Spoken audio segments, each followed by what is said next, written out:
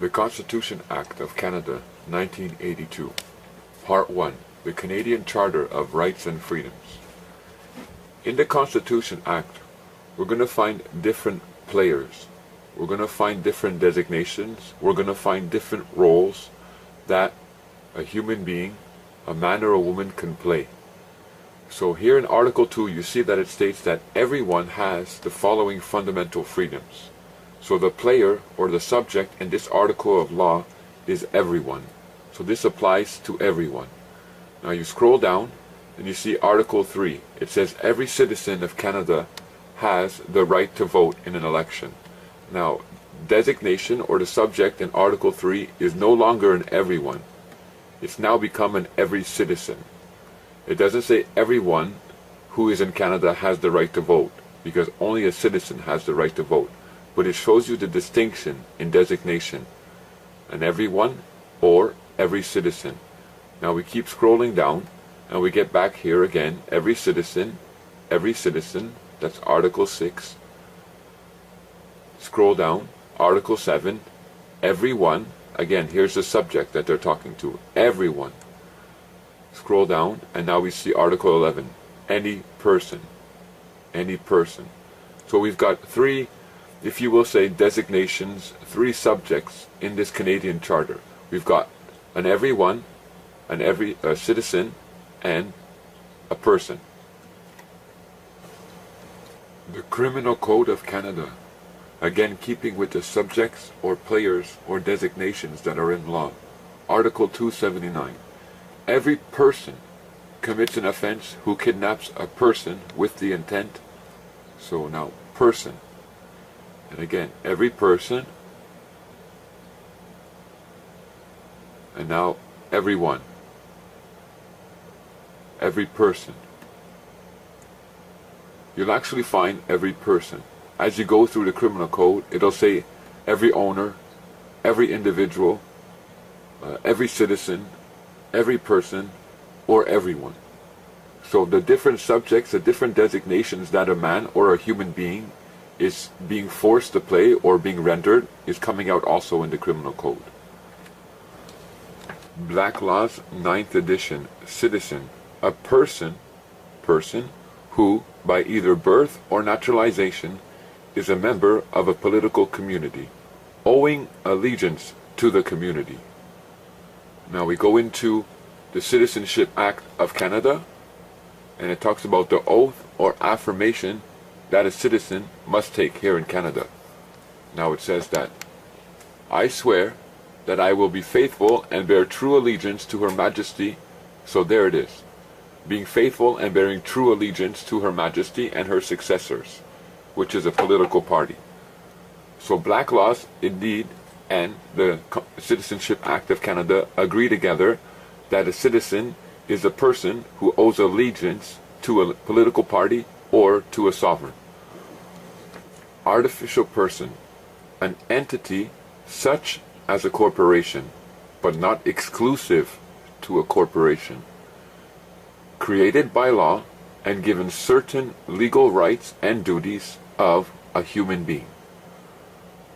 A being, real or imaginary, who, for the purpose of legal reasoning, is treated more or less as a human being.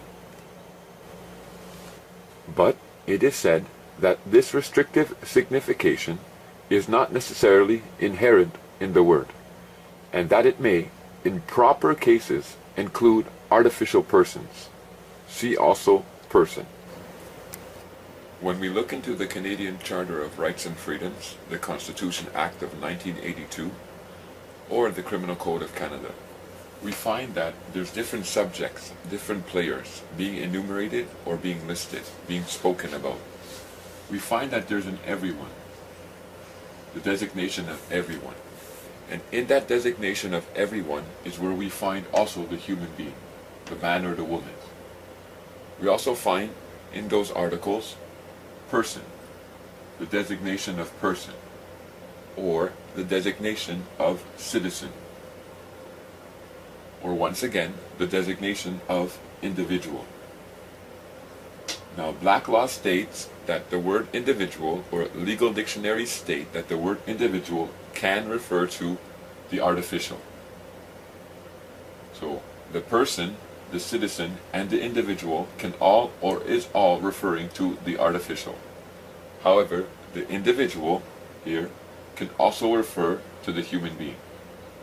As the human being, you can enter in, you can take recognition as an individual. That's your right. That is why we see in the International Covenant on Civil and Political Rights, Article 16, and in the Universal Declaration of Human Rights and Freedoms, Article 6, it states that everyone has a right or can take recognition or can take the designation of person in law. You have that right, but no obligation. Now, everyone here has to be referring to the human being. Because if everyone would be referring to a Canadian citizen, then it would say a Canadian citizen has a right or can take recognition as a person before the law. But we know that a Canadian citizen is already considered a person before the law. Everyone is referring to the human being. It's not referring to the person. Because if you use the word person here to describe everyone, you would say a person has a right or can take recognition or designation as a person before the law. And same thing if you add a citizen or individual. So we're concerned about, in our expression of our fundamental rights and freedoms, we're concerned about the word everyone. And taking it and applying it and using its designation as a human being. And for those who are uncomfortable with that word because they feel that it means something less than a man, then title yourself a man. Whichever way, you're still taking a title, whether it be human being or man.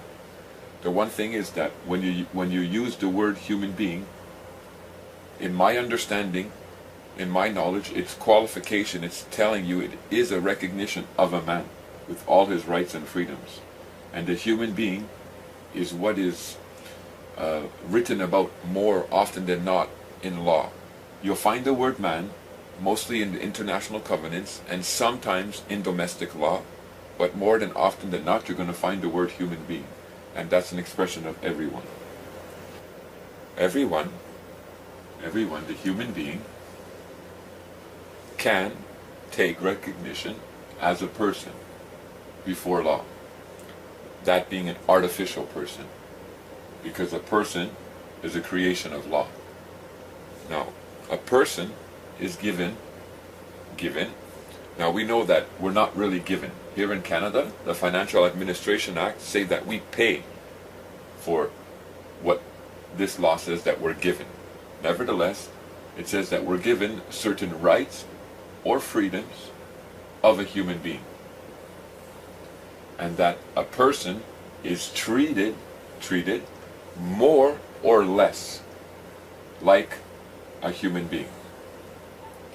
Once again, we know in Canada that for our rights and freedoms or privileges and benefits of the person, we pay for permits and licenses to have these benefits and privileges.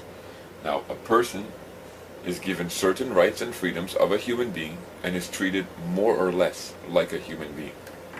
Now, my question is, what is missing then? If when we take designation as a person, and it says that now we're being treated or given certain rights and freedoms of a human being, well, what exactly then are we missing? And what are the rights and fundamental freedoms of a human being that we don't have, or that we are not fulfilling, or that is not available to us when we do take recognition as the person? Because clearly it says that when we do take recognition as the person, we have certain, notice that qualification, certain, not all of them, but certain rights and freedoms of a human being. So we're losing something when we step over here. Whatever it is that we have and hold, whatever freedoms and rights that we have here, when we step onto this side as a person, we lose. We're losing something. Now what is it? One of the first clear distinctions in what we give up when we take designation into the legal person or recognition into that person is a human being is born free and has the capacity to remain free. Free. But a person gets qualified as a citizen, a subject of the state, who owes allegiance to the Queen here in Canada and to the political power that's operating on behalf of the Queen. And a person, the citizen, is governed by the enactments. So therein, it's the fundamental difference right in the beginning. A human being is free and has the capacity to remain free, but when you give up that freedom and you take on the person or the personhood, you therefore lose your freedom. Because now you owe allegiance and you must follow and you are governed by the enactments. A human being, a man or a woman, who you can find under everyone, has rights and fundamental freedoms. Listen to those words, rights and fundamental freedoms. A person, a citizen, has rights, privileges, and benefits. Privileges and benefits. And the person, he must pay for those benefits or privileges. Again, through the form of a license or permit or other type of authorization. A human being, his rights and fundamental freedoms are owed to you. An obligation. You can look at it as a debt obligation towards you. They owe you your rights and fundamental freedoms. So this here is, if you will, the foundation of the difference. A person, he has rights. But the rights that he has is not the same as a human being. Because the rights that he has, he's paying to get that right. So if a person wants to drive, he's going to pay to get that right in the form of a license or a permit. If a person wants to fish, he's going to pay for that right in the form of a license or a permit. If a person wants to shoot a gun at a gun range, he's going to pay for that right through a license or a permit. Most every right that a person gets, he pays for. Now, again, I like to use this example. If you want water for your home, it's a right, it's a privilege, it's a benefit that the Queen gives to the person, and you have to pay for it through the authorization of a tax account. And if you fail to pay that tax account, then you will not have the right or privileged water for your home. So every right and basically every benefit that you get through the person, you pay for it. Now, the human being, he has rights and fundamental freedoms also that are guaranteed or owed to him. And he doesn't or she doesn't have to pay for it. And he doesn't or she doesn't have to express it in the forms or in the means of a permit or a license or any type of other authorization. Maybe besides a financial authorization when the government is fulfilling your fundamental rights and freedoms, but apart from that, if a human being wants to travel, they have the right to travel without having to pay for it. If a human being needs to hunt, they have the right to hunt without having to pay for it. If a human being wants to do anything that doesn't cause harm or damage to their fellow human being, well, that's a fundamental right and freedom that they have. In the international covenants, we see an expression that says that everyone has the following rights. Everyone has the right to have access to a social system. Everyone. So whether you're a human being or whether you've been designated and are operating under the recognition as a person, you have the right to access social systems. Now, the international covenants state, now these are covenants that Canada are obligatory to follow, but it states that everyone has the right to adequate food, housing, clothing, and to the continued improvement of living conditions. That's a right that everyone has and can call upon that right to be expressed in their life. Now, a person in the social system, whatever help they get, whatever social system they're under, it does not meet the human being's fundamental rights. People who are on welfare all across Canada, they can barely afford to pay their rent, let alone feed themselves. People who find themselves unemployed because they were pursuing a living and they lost their job, they get 55% of their unemployment or of their pay that they used to make, which does not permit them to properly take care of themselves. The social systems that are an expression for the person, they are not meeting our fundamental needs as human beings. Because by terming us or designating us as persons, there's no more obligation upon the government or upon the ministers to fulfill the fundamental rights and freedoms of a human being. That being, you have the right to a continued improvement of your living condition, not to be stuck in poverty. However, they take the finances here in Canada that you give them as workers, that you give them as a Canadian citizen, and they continue to feed the pockets of the rich, while the human beings who have entered into recognition as persons and are allowing themselves to be taxed and are allowing themselves to pay into all this, believing that it's for the better of mankind, is actually hurting themselves and mankind, because we're allowing those in the position of authority to strip us not only of money through taxes and other means, but also of our rights and freedoms. Because the social systems that they've created here in Canada, they don't fulfill our fundamental rights and freedoms as a human being. And we don't say nothing about it. But yet the banks can make $4 billion profits each every year. Or I can give you more examples, but you see where the money is going to a few, to the corporations, instead of meeting our rights and freedoms. Because they've done this to us, classed us as persons, and hid all this through words in law, so that we wouldn't know. Because if there's an obligation, if we see there's an obligation and a liability upon the government, then we can go to them and claim our rights and claim the liability that they have. And if they do a good job in deception at hiding all this and only showing all this, then when you read the international covenants, one thing is very clear. The human being, the human being has free education. It's a fundamental right that he is or she is entitled to. A person here in Canada must pay for an education through a loan if they can't afford it outright. Now, education, the primary reason for education was supposed to be this. Listen, it was supposed to be this: the promotion and teaching of human rights and fundamental freedoms.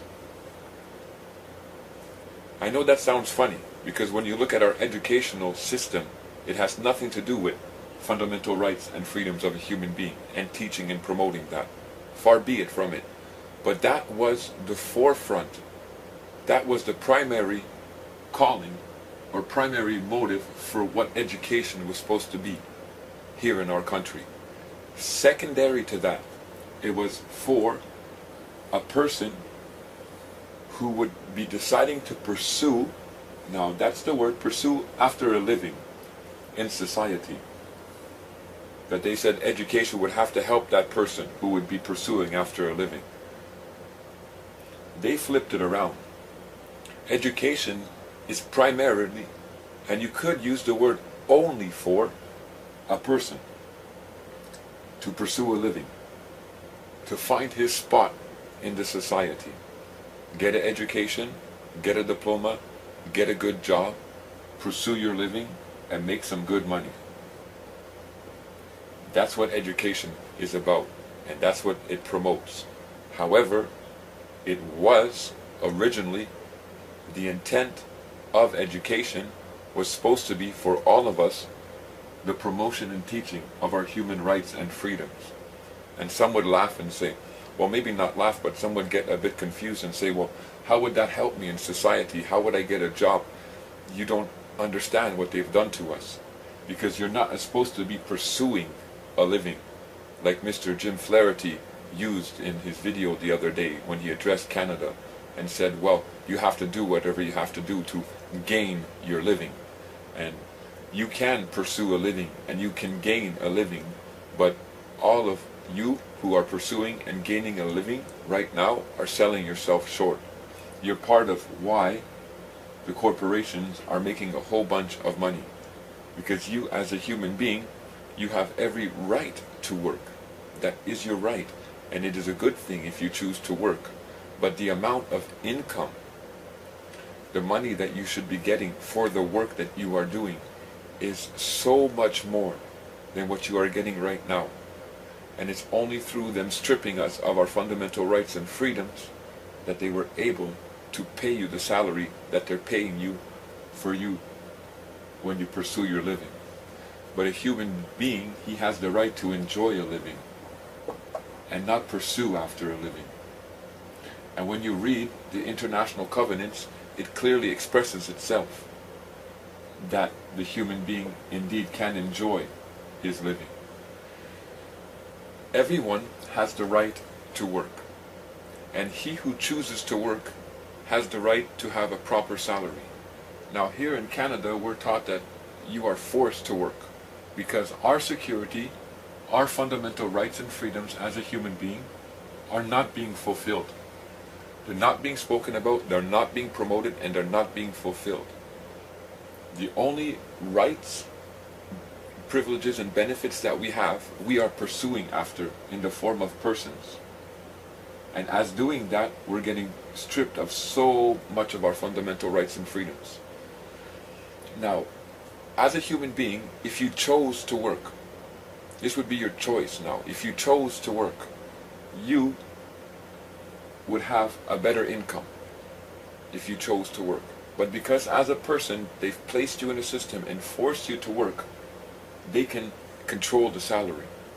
They can control the amount of money that they can pay you in this worldly system, because they don't have the expression of your other fundamental rights and freedoms as a human being. So if you don't know about it, and if it's not available to you, then your only option is to work through the system as a person, and to pursue after that living, and to accept what is there, and to accept what is being offered, and try and make your way through it. And in making your way through it, you have nothing to say about really too much about what salary you're getting, or how you're being remunerated for the work that you're providing the corporations. But, and if I'll give you an example of this. We're all human beings, are recognized as human beings here in Canada. Okay? And our fundamental rights and freedoms were being met, such as housing, food. And I'm talking about, you don't have to work for this, okay? You don't have to go out and pursue hours. You don't have to go out and work. This is being met for you because it's a fundamental right and freedom that belongs to you. Your housing, your clothing, your food, your hydro, your medication, and certain material needs that you have, and a continued improvement of this living condition year after year after year. That's a level of life. That's a level of life that all of us are entitled to here in Canada, and that we would all be placed in. It's the same level, no higher, no lower. Now, having met all those needs, and having all those fundamental needs being met for you, because there's enough wealth here in Canada to do this, subsequent to that, if you chose to work, you wouldn't go out now and work for $9 an hour at McDonald's. You wouldn't be forced to go out to McDonald's and work for $9 an hour, or go to the gas station and pump for $9 an hour, while the big oil companies smoke their cigars and make a whole bunch of money off the little workers. Because all your fundamental rights and freedoms would be met, and you'd only have to work if you wanted the material goods, the material toys of this world. Then you would have to go and you would have to work. And by offering yourself for work, and they said, well, I'll pay you $9 an hour, you would think about it and say, I'm not going to accept $9 an hour. Why would I accept that? My energy is worth more than you. It would force the companies, here in Canada, the big boys who sit on top, to have to pay higher salaries for those human beings who would choose to work. Because now you're forced to pursue a living. Now you're forced to work. So when you're forced, you're put in that situation. As I said, they can control it. But if they met all of our fundamental rights and freedoms here in Canada, all 33 million of us, instead of feeding their bank accounts and paying interest of $160 million a day to the international bankers, then we would all be at the same level. And if I wanted to go work, if I wanted to go make extra money, I wouldn't put my energy into, for example, the same work that we're doing now for the little income that we get. Because I would say, I'm not forced to. I have food. I have a house. Or I have housing. I have clothing. I have the hydro to protect me from the elements. Why would I be forced to do this? Now in turn, the companies would have to offer better salaries. Instead of $10 an hour or something, let's say, they'd have to offer you something that's worthwhile. Citizen. It doesn't say everyone who is in Canada has the right to vote, because only a citizen has the right to vote. But it shows you the distinction in designation. An everyone or every citizen. Now we keep scrolling down and we get back here again. Every citizen, that's Article 6. Scroll down, Article 7, everyone. Again, here's the subject that they're talking to. Everyone. Scroll down, and now we see Article 11. Any person. Any person. So we've got three, if you will say, designations, three subjects in this Canadian Charter. We've got an everyone, a citizen, and a person. The Criminal Black Laws, 9th edition, citizen, a person who, by either birth or naturalization, is a member of a political community, owing allegiance to the community. Now we go into the Citizenship Act of Canada, and it talks about the oath or affirmation that a citizen must take here in Canada. Now it says that, I swear that I will be faithful and bear true allegiance to Her Majesty. So there it is. Being faithful and bearing true allegiance to Her Majesty and her successors, which is a political party. So Black Laws, indeed, and the Citizenship Act of Canada agree together that a citizen is a person who owes allegiance to a... The Constitution Act of Canada, 1982. Part 1. The Canadian Charter of Rights and Freedoms. In the Constitution Act, we're going to find different players. We're going to find different designations. We're going to find different roles that a human being, a man or a woman, can play. So here in Article 2, you see that it states that everyone has the following fundamental freedoms. So the player or the subject in this article of law is everyone. So this applies to everyone. Now you scroll down and you see Article 3. It says every citizen of Canada has the right to vote in an election. Now, designation or the subject in Article 3 is no longer an everyone.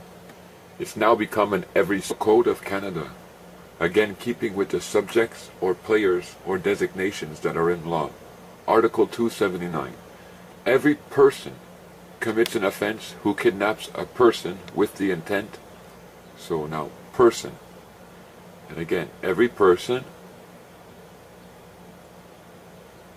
And now, everyone. Every person. You'll actually find every person. As you go through the criminal code, it'll say every owner, every individual, every citizen, every person, or everyone. So the different subjects, the different designations that a man or a human being is being forced to play or being rendered is coming out also in the criminal code. Political party or to a sovereign. Artificial person, an entity such as a corporation, but not exclusive to a corporation, created by law and given certain legal rights and duties of a human being. A being, real or imaginary, who, for the purpose of legal reasoning, is treated more or less as a human being. But it is said that this restrictive signification is not necessarily inherent in the word, and that it may, in proper cases, include artificial persons. See also person. When we look into the Canadian Charter of Rights and